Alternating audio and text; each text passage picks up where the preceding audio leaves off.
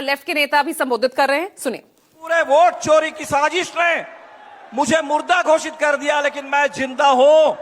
हम जानना चाहते हैं कि पूरे बिहार में ये जो 22 लाख लोगों को आपने मृत घोषित किया, इनमें से कितने हजार मिंटू पासवान जैसे जिंदा नौजवान हैं, ये हमें जानना है और उन तमाम लोगों के मताधिकार की गारंटी करनी है।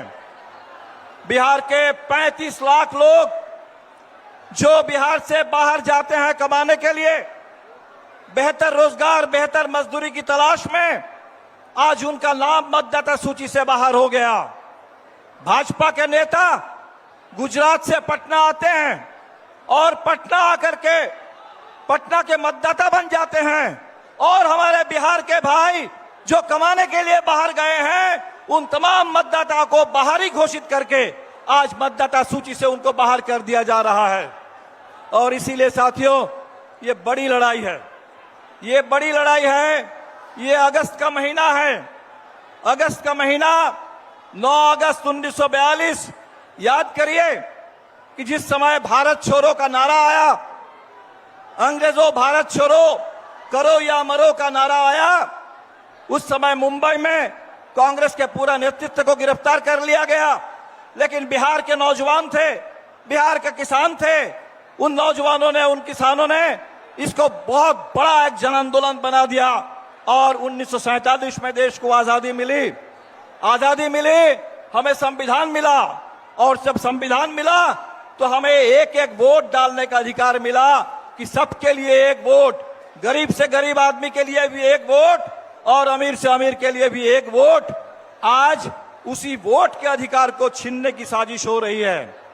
और इसीलिए जब हम कहते हैं कि संविधान की रक्षा करनी है, तो आज सबसे पहले हमें इस वोटिंग राइट की रक्षा करनी है। आज जो यात्रा हम लोग शुरू कर रहे हैं, हमने सुना है कि चुनाव आयोग आज दिल्ली में कोई प्रेस कॉन्फ्रेंस करने वाला है। कल चुनाव आयोग के रिलीज को हमने देखा है और चुनाव आयोग कह रहा है कि ये जो चोरी हो रही है, उस चोरी को समय रहते अगर आप पकड़ सकते हैं तो पकड़िए, नहीं तो चोरी तो होती रहेगी। ये चुनाव आयोग ने कहा कि एक बार वोटर लिस्ट आने के बाद कुछ किया नहीं जा सकता। आज चुनाव आयोग, जिसके ऊपर ये जिम्मेदारी कि चुनाव आयोग पूरे देश में एक साफ सुथरी मतदाता सूची तैयार करना और साफ सुथरा चुनाव कराना, ये चुनाव आयोग की जिम्मेदारी है। हम याद दिलाने के लिए आए हैं कि बिहार इसे बर्दाश्त नहीं करेगा, ना वोट बंदी को बर्दाश्त करेगा, ना वोट चोरी को बर्दाश्त करेगा। और बिहार में ये जो चुनाव है, ये तो बदलाव का चुनाव है, सरकार को बदलने वाला चुनाव है। इसी सासाराम को आप याद करिए, रामनवमी के मौके पर बिहार शरीफ के साथ साथ इस सासाराम को भी जला देने की साजिश हुई थी। आज वो सासाराम एकता के लिए यहाँ मौजूद है। इसी सासाराम में आपके बगल में डेहरी में वो पड़ा हुआ है डालमिया नगर, कोई कारखाना आज तक नहीं बना। उस डालमिया नगर में कारखाना बने, बिहार के अंदर बंद पड़े कल कारखाने चालू हो, इसके लिए बिहार लड़ रहा है। इसी हमारे सासाराम के इलाके की बिहार की बेटी स्नेहा कुशवाहा की हत्या हो जाती है। उसकी मां गुहार लगाती है न्याय के लिए, लेकिन न्याय मिलता नहीं है। उस न्याय की लड़ाई के लिए आज ये यात्रा शुरू हो रही है। तो साथियों, इस पूरे इलाके में जो किसान, जो नौजवान, जो मजदूर, जो प्रवासी मजदूर, जो हमारे 65 लाख लोग और खासकर 35 लाख जो प्रवासी मजदूरों का नाम गया, वो बिहार की धड़कन है।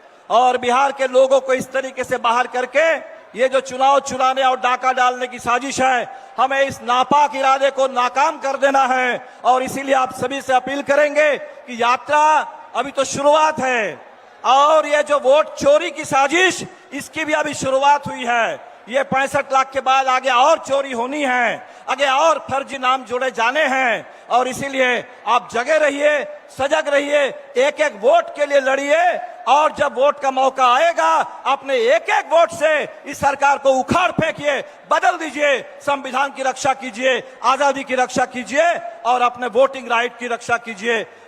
आजादी के आंदोलन के तमाम महान नेताओं को, तमाम शहीदों को, भगत सिंह से लेकर गांधी और नेहरू से लेकर अंबेडकर तक, उन तमाम महान नेताओं को हम इस मंच की ओर से आजादी के नायकों को और आजादी की विरासत को सलाम करते हैं और उसी विरासत को आगे लेकर के हम लोग इस देश में लोकतंत्र की रक्षा करेंगे। जय भीम, लाल सलाम।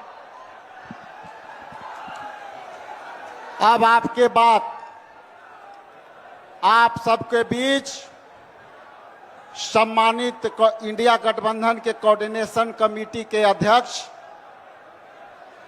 नेता प्रतिपक्ष बिहार विधानसभा आदरणीय तेजस्वी प्रसाद यादव जी को आपके बीच सम्मानित करता हूं।